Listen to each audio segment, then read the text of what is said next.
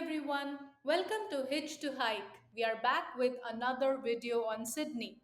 If you think Sydney is just the Opera House, Bondi Beach, and Darling Harbour, think again. Today we are taking you beyond the usual checklist with offbeat things to do in Sydney, a city that completely stole our hearts. So let's dive in. We are starting in the heart of the city, the Royal Botanical Gardens. You could easily spend a whole morning here wandering among tropical plants, fountains, and oh, those epic views of the Harbour Bridge and Opera House. So unreal. And right next door is the Art Gallery of New South Wales. It's free to enter, super accessible, and perfect if you want to sneak in some culture between your strolls. We recommend spending about 1 to 2 hours here.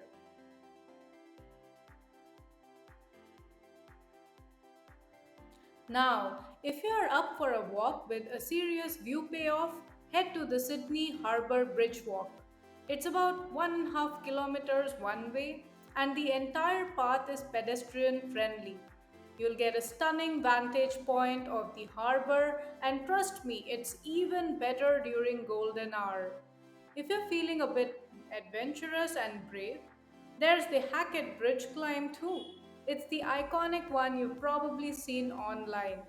To return, just hop on a train back from Milson's Point. Easy.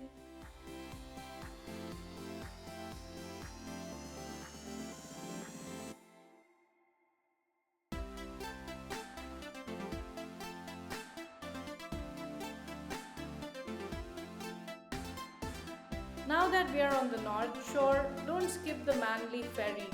But here's a little tip, take it from Manly back to Circular Quay. That way, you get a front row seat to the Sydney skyline coming right at you. The ride is about 30 minutes, and if you're using an Opal card or any contactless payment, it's super affordable. Also, we shared more on the Sydney public transport system in our previous video, so do check that out if you haven't already.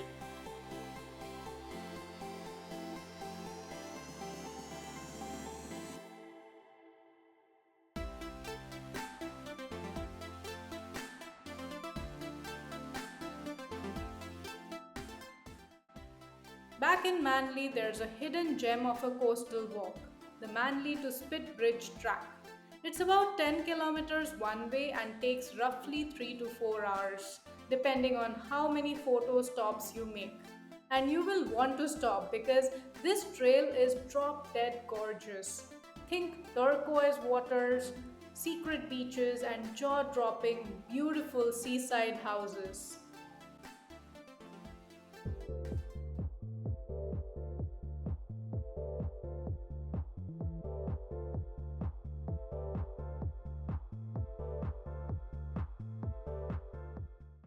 Okay, this one's a classic, but still deserves a spot on this list because there's a twist.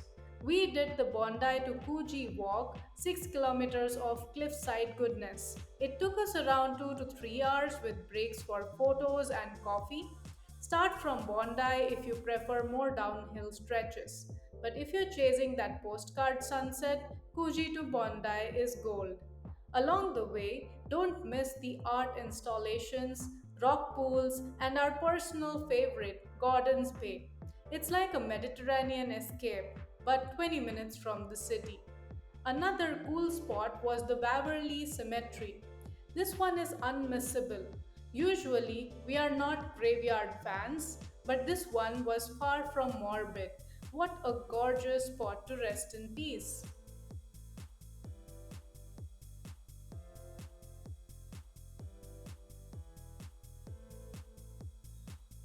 If you're visiting during late spring or early summer, Sydney goes full lavender mode with Jacaranda blossoms. We stumbled across a quiet street full of these gorgeous purple trees, and it felt like walking through a fairy tale. It's a natural phenomenon, one you would not forget. Final stop, Royal National Park Adventure. Now ready for a proper offbeat adventure? About an hour south of Sydney, you'll find the Royal National Park, Australia's first national park and one of the most beautiful places we've ever explored. You'll find it easily on Google Maps. Entry is around 12 Australian dollars and there's a self-serve kiosk at the entrance. We recommend spending a full day or even two here to truly enjoy the magic. There's so much birds, waterfalls, creeks, hikes, and of course, ocean views that stretch forever. But here are our two favorite spots, the Watamola waterfall and beach. We spent an amazing time lazing in the water here, and honestly, it's worth the trip alone. So peaceful, so raw.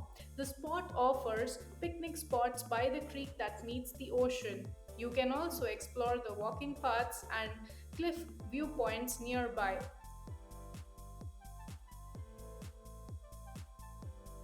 The second spot, the wedding cake formation. It's a limestone rock and it looks exactly like a wedding cake.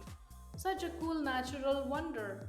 Don't miss the coastal cliff road nearby. It's one of the most scenic drives we've ever done. Just a heads up, there's no food or cafes inside the park, so bring your own snacks and water.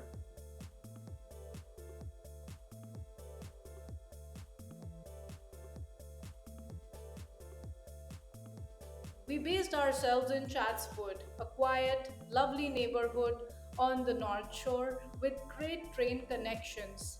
Our Airbnb was super cozy, close to cafes, and gave us a little local taste of Sydney life.